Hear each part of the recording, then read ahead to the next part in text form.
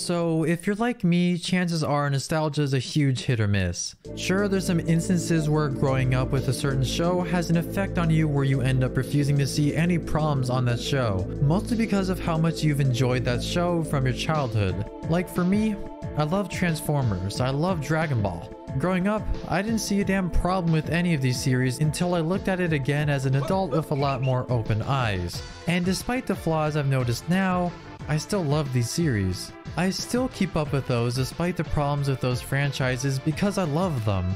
The reason why I bring this up at all is because recently I decided to bite the biggest bullet ever and watch one of the most nostalgic Gundam series for many around the West. I'm of course talking about Mobile Suit Gundam Wing. I know the reputation that precedes this series. It's the series that so many people in the West grew up with on Toonami, and it's what made so many people lifelong fans of this franchise, and I never had that experience growing up. Usually when it comes to watching any of these series I've never watched before, I either ask people I know who watch it if it's any good or not, or I just go into it blind without knowing anything about the series or consensus. And the latter is what I did for nearly every Gundam series I've watched. And while I don't want to make a review for the series just yet, I want this video to focus solely on why nostalgia of the series can affect your perception on it for years. The series that brought forth a whole new generation of Gundam fans. The infamous Gundam Wing.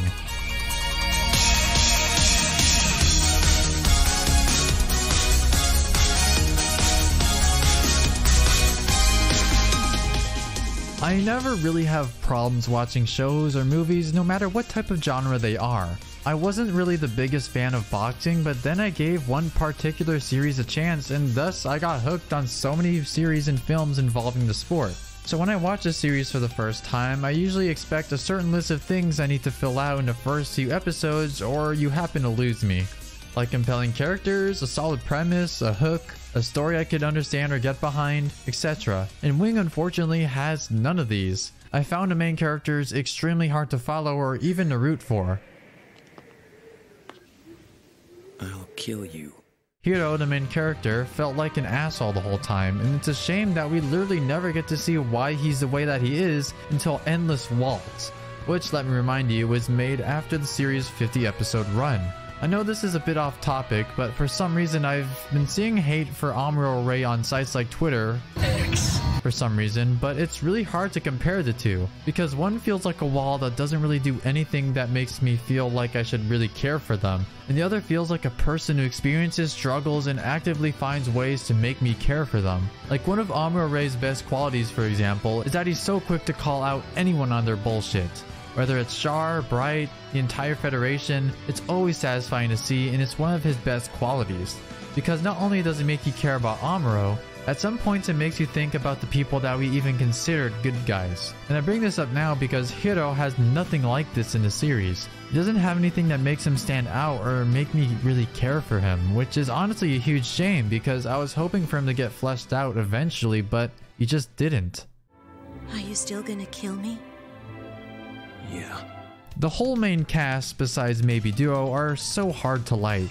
Duo is probably the only one who feels like an actual character, and for a series like this, the worst thing it could have is unlikable or even hard to understand characters. You have people like Hiro, who I mentioned was pretty boring overall. Wu Fei throughout the entire series thinks he's the main character when he couldn't even win a major fight against one of the bad guys. Trowa, being another NPC of a character, did manage to have some good moments but nearly took 3/4 of the series to get to that point. Quatre is actually a decent character but nothing really to write home about. Relina, being a weird ass character, didn't really make me like her at all. And while I'm at this point, I don't really understand the romance aspect of the series for these two. So come and kill me!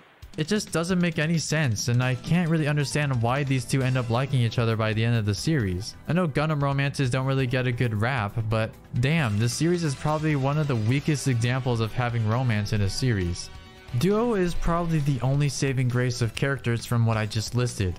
There's actually really great character moments with him and his love interest, and I don't actually remember her name. where they both come to a realization that what they're fighting for may not be the right thing to do. And it's a very interesting part of the story that could be explored, but it really never gets fleshed out as much as it should. And that complaint of mine applies for so many parts of the series. There's so many interesting ideas that it presents, but it doesn't get executed as well or even at all.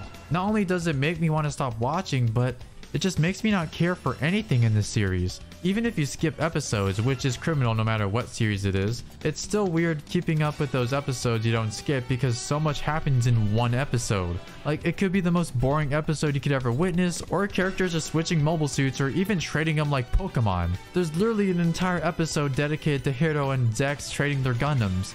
It can just be a mess to keep up with, and I definitely felt that while watching. Another thing I had some gripes with was how its premise was actually executed. The whole premise of a show can be the best parts of a series, and for Wing is probably the most lame thing about it. The message being war is bad and how pacifism alone can't stop a war completely, both messages I think we can all agree are good messages, but the way it's tackled is terrible.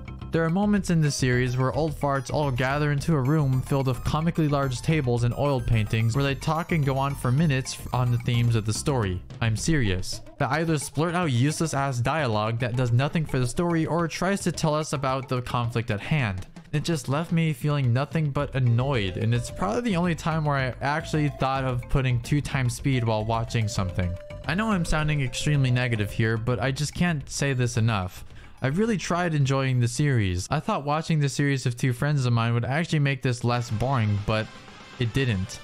For those that care, I still enjoy things about this series, but not enough to change my opinion entirely. I love the music.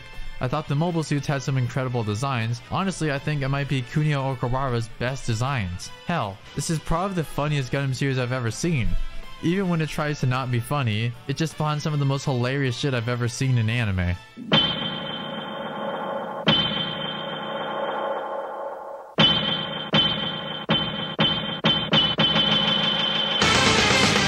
It's very over the top at times too. Like, there's so many clips that made me question how anyone can pull off the stuff that they do. Like, what is with this lady? Why does she have an identity disorder out of nowhere? Why does her forehead change sizes at will? Why does she look like a penis? In her first personality, she's ultra violent and shoots a guy in the head in the middle of the air on a flying plane. But her second personality is just Lala? Does this side of her give her superpowers? This is spoiler territory, so blah blah, she's in a coma in the hospital on Earth. When Trace is in space about to be shot, she wakes up from a coma that has lasted a certain amount of episodes, runs away from the hospital, grabs the Wing Gundam, makes it work, flies to the exact spot where Trace is, tanks a beam that destroyed literally a quarter of planet Earth, and survives.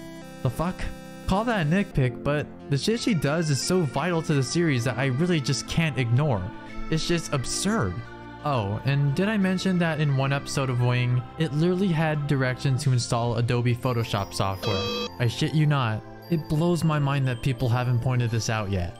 But jokes aside, there is something I have been neglecting to talk about, and it's pretty obvious for those who have seen the series because as I continued this journey to finish Wing, I realized there was one part of the series that was actually beloved by many, and it was actually really good. I'm talking, of course, about Endless Waltz.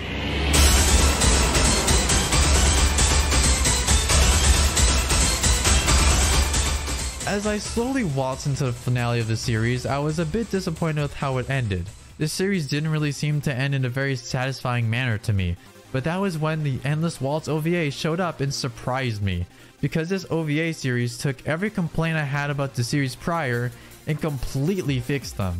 I had such a blast watching it. The animation, first of all, was incredible, easily some of the best in the entire series. The action didn't feel like it was a mindless beatdown of grunts like it was for the original TV series, and even when it was, it served a purpose.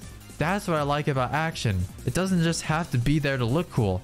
It has to serve a purpose in the story in order for me to like it more. The characters are also fleshed out, and that was my biggest complaint for the series. Hiro was actually given a very compelling and gripping backstory that made me think of him as an actual character with understandable motivations and convictions.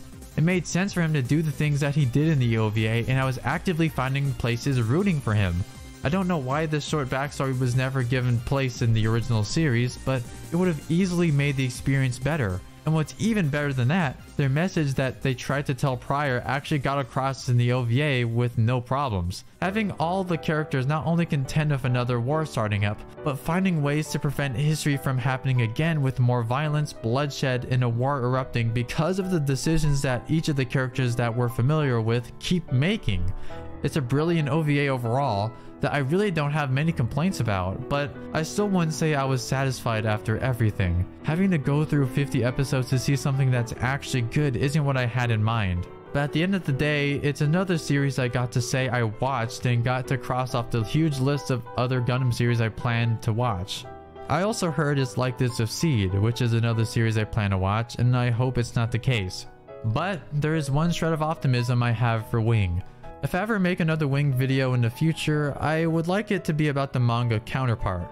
I heard good things about it, but I never gave it a shot. I have a 4-hour video about a certain Gundam manga series that's in production hell right now, but I genuinely want to ask you guys, is this manga any good? Despite my negative experiences I have with the series or movies I don't like, I still try to find ways to enjoy them, and I really hope the manga will make me enjoy the series more. So again, I ask you guys for your opinions about it, and I really do mean it when I say I check through every comment you guys leave for me, so I really would appreciate your guys' thoughts. But in the end, I really didn't like this series, but that's okay. I'm glad so many people around the world got introduced to this franchise with this series, because without it, things would certainly be different here. If the point you got from this video was that nostalgia is a bad thing, it isn't. I initially had a very long video planned out about my wacky experience in watching Wing, but while writing it, I realized how negative it was, and if you thought this video was negative enough, that one was really negative. And the last thing I want to do here is complain and blatantly hate on something that people might enjoy. Nostalgia for one's childhood is a thing that can take away the stress and hopelessness the world can make one feel today. And I'm no different from those who have nostalgia for shows and films I've watched growing up. And despite the countless times I revisited those pieces of media and noticed more and more flaws with them, I still love them all the same. Because I know without those important pieces of my childhood, my life simply wouldn't be the same. Nothing is perfect, and that's okay. I love Dragon Ball, but there's so many problems with it that I just can't help but point out. As long as there's people that enjoy this series despite me being annoyed at it, I'm happy. And despite my negative feelings on this series, my experience watching this series wasn't all that bad. On the contrary, I had a lot of fun spending time with friends, having fun over something that I would have hated even more if I watched it by myself. So in the end, Wing did bring me closer to friends I care about. But the ending of Wing would have been perfect if it was like this. Excuse me. That's fine. Huh? What? Huh? Hero!